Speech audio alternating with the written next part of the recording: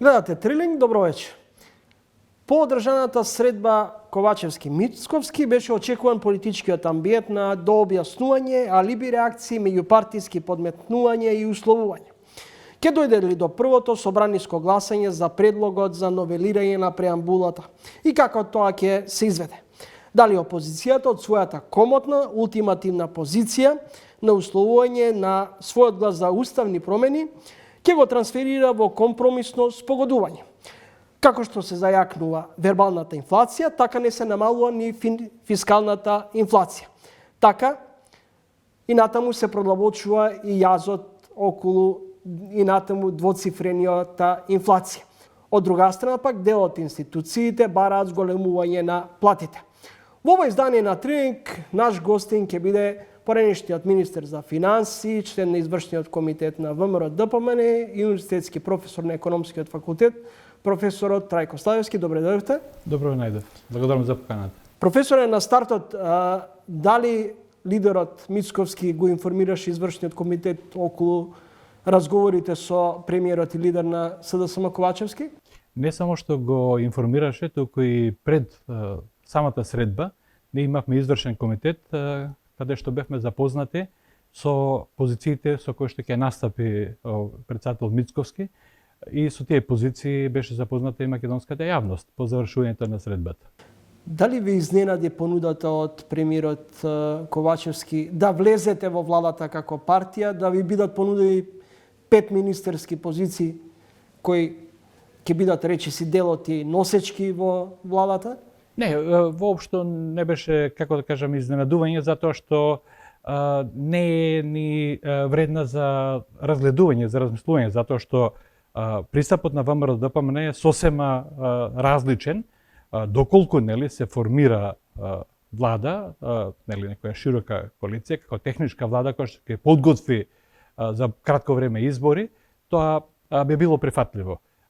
Вакво нешто во секој случај дури не се сваќа сериозно од страна. Што значи дека отпаѓа целосно идејата за широка влада СДСМ ВМРО ДПМН, дури доколку и Не, тоа е вториот предлог, нели? Тоа е вториот предлог да се формира влада без ДУИ, нели, широка без ДУИ, која што ќе подготви избори, а по тие избори секој од партиите без разлика кој ќе биде во можност, нели, како резултат на гласањето на македонските граѓани, да ја добие поддршката на на другата партија, зборувам за партиите од тука власта, опозицијата, македонскиот блок, во решавањето на овие горливи прашања околу пристапувањето во Европската унија и преговарачката рамка со ЕУ. Зошто анблок ја отфрливте идејата околу заедничка влада?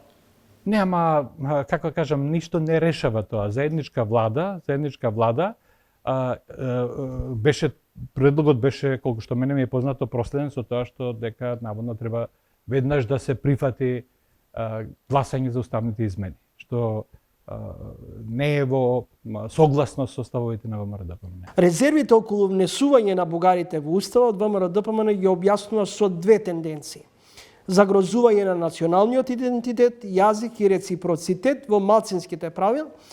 Дали за опозицијата се валидни серијата на дипломатски гаранции од нашите меѓународни партнери дека неспорен факт е постоењето на македонскиот јазик и идентитет?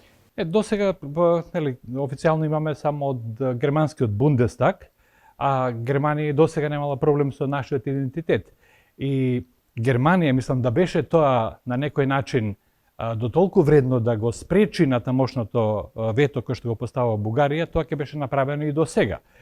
И мислам дека тоа е во секој случај за поздравување, но не го решава проблемот на намерите на Бугарија, нели, која што целосно го негира идентитетот на македонскиот народ, јазик, нација и така натаму, за да нема натамошни пречки во преговорите со Европската унија. Кога ја спомнуваме сега веќе Бугарија, ако може Борисов и Петков, двајцата лути политички противници, да најдат заеднички јазик и да формираат заедничка влада со договор, да го поделат мандатот 9 месеци премиер да биде од партијата на ГЕРБ, а 9 месеци од партијата на партијата на Петков, зошто тоа не би можело да функционира во случајот во Македонија?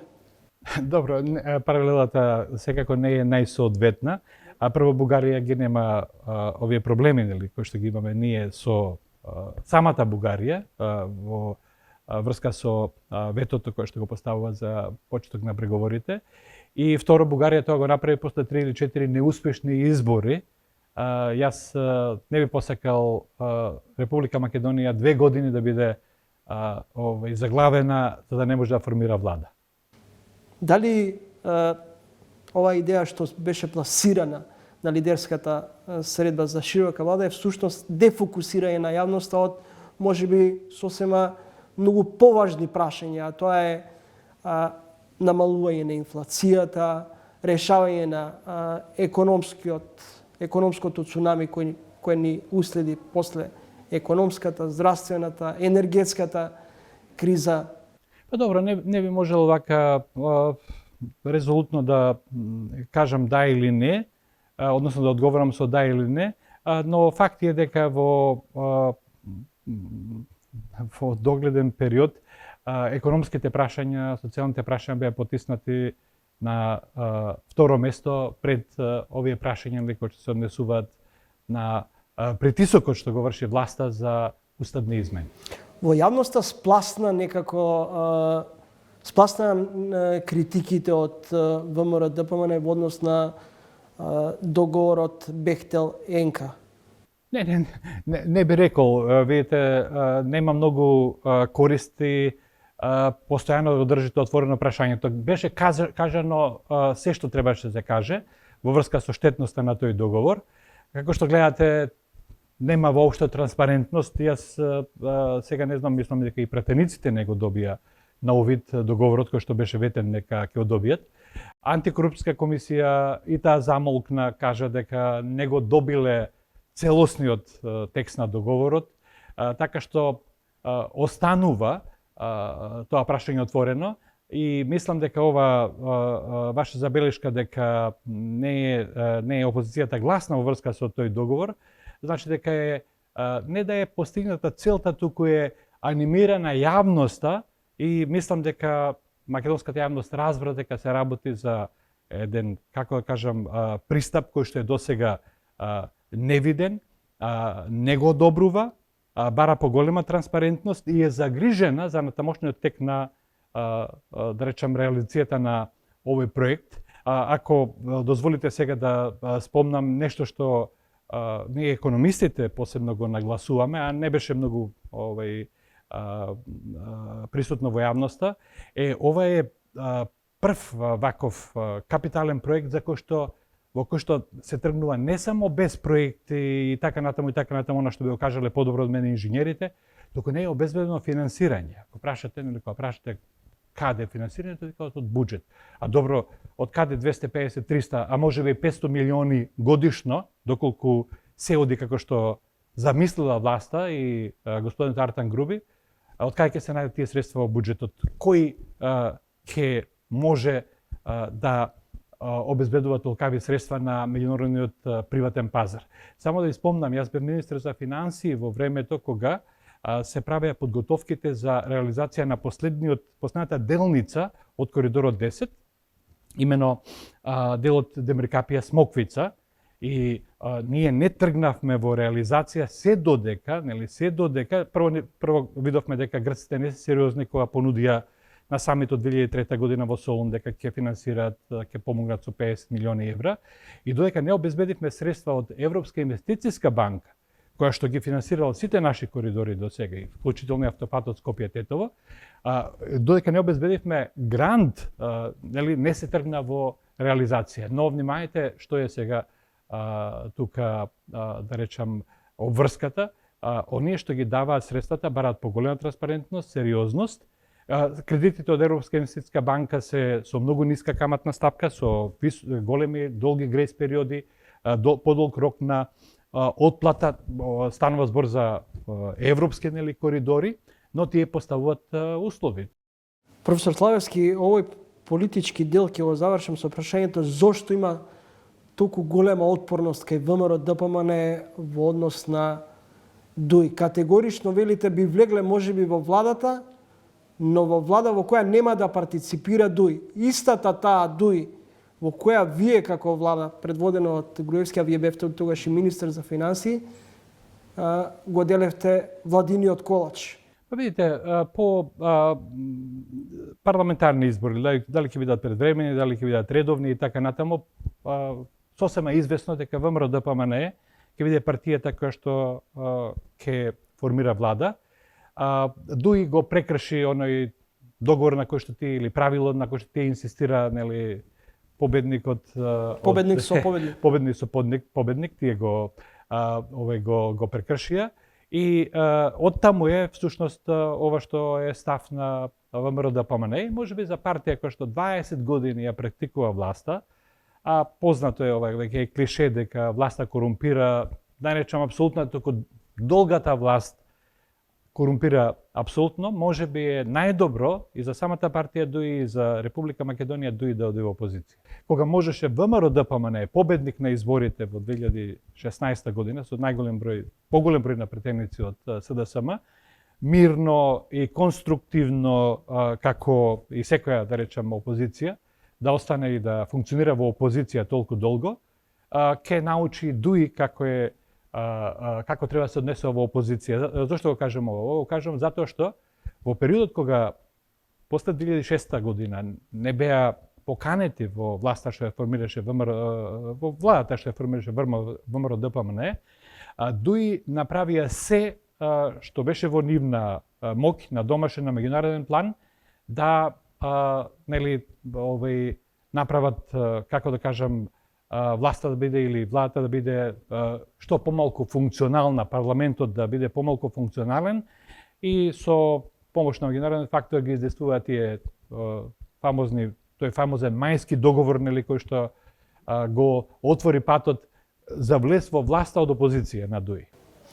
Следите три гости во емисијата професорот Трајко Слаевски, член на извршниот комитет на ВМРО-ДПМН, екс-министер за финансии. Професоре, каматната стапка на Централната банка на САД е повисока за 1% поен од нивната стапка на инфлација од 4%. Кај нас инфлацијата и натаму е двоцифрена, а референтната каматна стапка на Народна банка е двојно пониска од стапката на инфлација. Вие поставувате дилема до кога. Моето прашање е дали банкарското лоби врши безкрупулозна девалвација на вредноста на заштедите и депозитите? Па видите, сега дали тоа го прави свесно, несвесно некој и така натаму, ова е ситуација која што и одговара на самата влада, значи одговара на владата високата инфлација, и му одговара на банкарскиот сектор, кој што нема некои притисоци за зголемување на приносите на депозитите на македонските граѓани. Како користи владата? Па користи затоа што кога плаќаме ние данок на додана вредност на многу повисоки цени на услугите, да речеме, угостителските услуги, на производите и така натаму, поголем дел со иста стапка оди во државниот буџет на име зголемен данок на додана вредност. А од друга страна, кога владата се задолжува со релативно на пазарот, на домашниот пазар, кога се задолжува со релативно ниски каматни стапки, а стапката на инфлација е двоцифрена, тогаш таа го намалува и реалната вредност на долгот, значи одговара. Видите, сега ова што цитиравте, тоа беше мој став кој што повикува оваа доминација на фискалната политика да престане и Централната банка на некој начин да премине во монетарна доминација со цел да се намали што поскоро стапката на инфлација, затоа што тоа има разорни последици по самото општество во Република Македонија. Има малку добитници, ама има голем број губитници. Губитници покрај тоа што пензионерите, оние кои што имаат заштеден или ги чуваат за старост.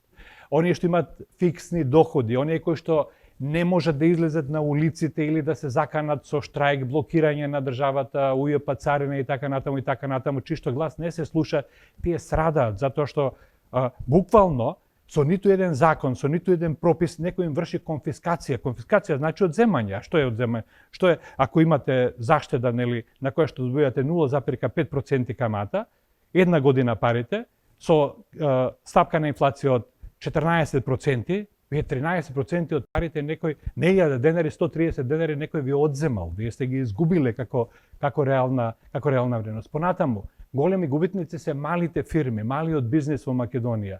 Сега година и пол имаме двојно повисока стапка на инфлација од таа во еврозоната.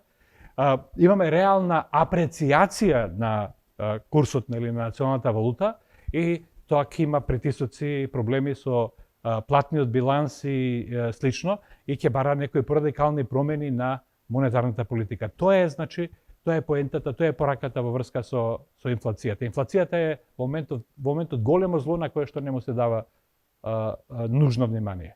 Дали затегнувањето на кредитната монетарна политика може да не однесе во друга крајност на неликвидност? Не, видите, Централната банка, внимајте сега, затегањето е веќе на сила, нели?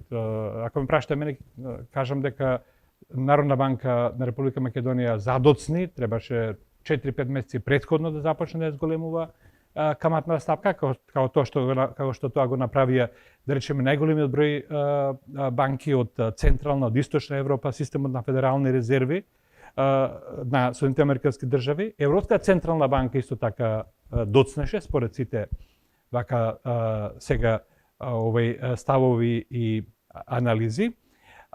Но Централната банка треба да биде погласна во барањата за трезорот, Министерството за финансии, буџетот и така натаму, да ги скрати своите апетити, да ги доведе во рамки на она што е неопходно со заедничко координирано делување на фискалната и монетарната политика да дојдеме до еден оптимален резултат. Затоа што знаете, кога фискалната политика или буџетот е раскалашен, се однесува како, нели, не знам да живееме какви бескризни времиња, во тој случај монетарната политика нужно ќе мора да затега и тоа ќе биде лек кој што е горчлив.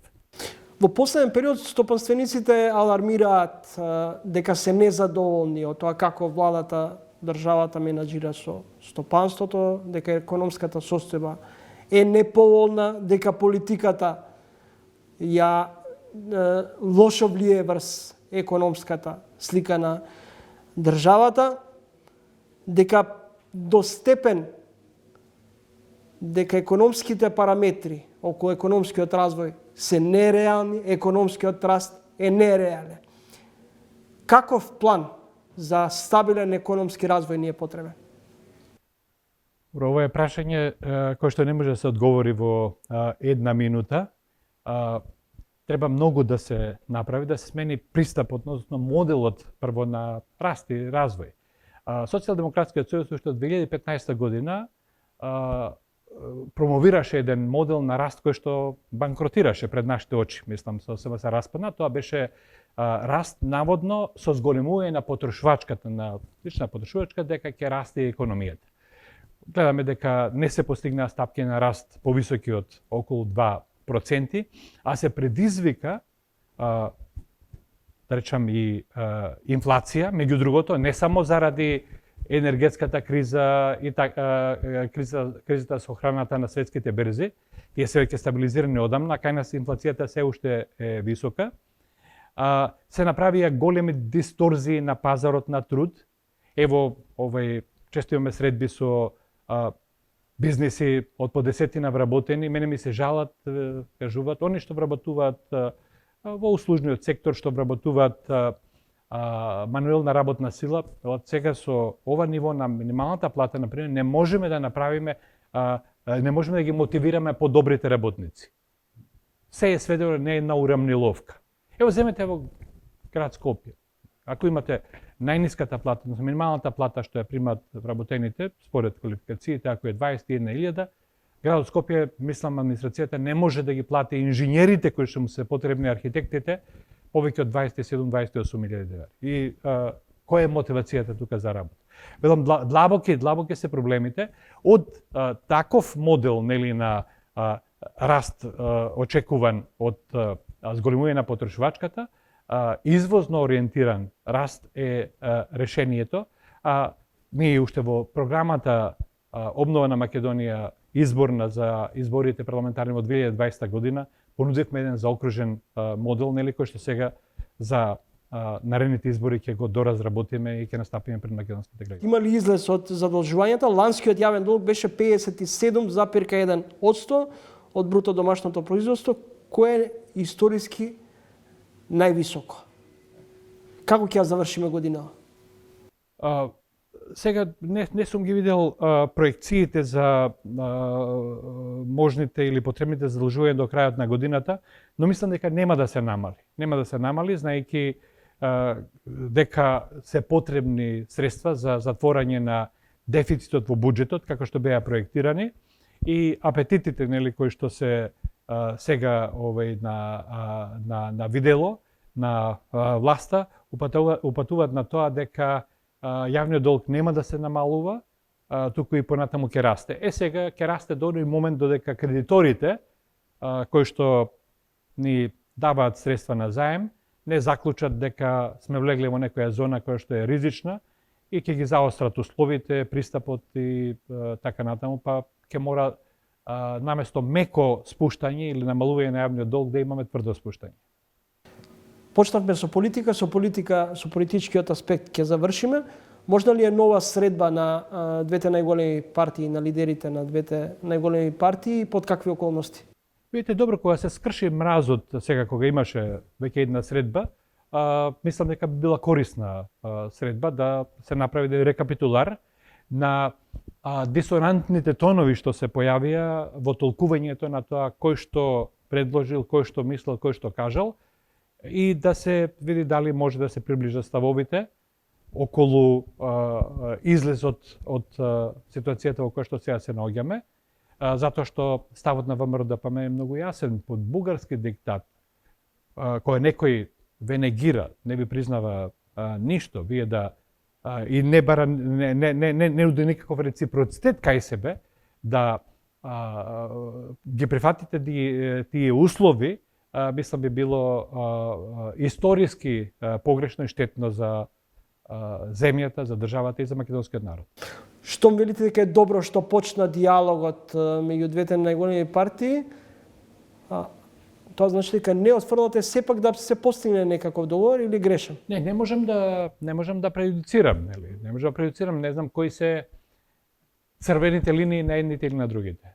Се директно да прашувам, може да ви се случи некој од вашите сопартици па и пратеници да ви откаже послушност и сепак да дигне два прста за уставни промени? Не, мислам сега, тие јасно го имаат искажано својот став, дека пратеничката група од 44, нели, која што сочинува коалицијата предводена од ВМРО-ДПМ е компактна и има јасен став заеднички по прашањето дека нема уставни измени под бугарски диктат.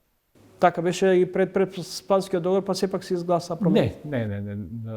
Различни беа, да речам, состојбите. Благодарам за гостувањето во емисијата. Благодарам. Следете интервју со универзитетскиот професор, член на извршниот комитет на ВМРО-ДПМН, професорот Трајко Славевски. По кратката пауза за реклами продолжуваме со следните содржини за овој издание на 13.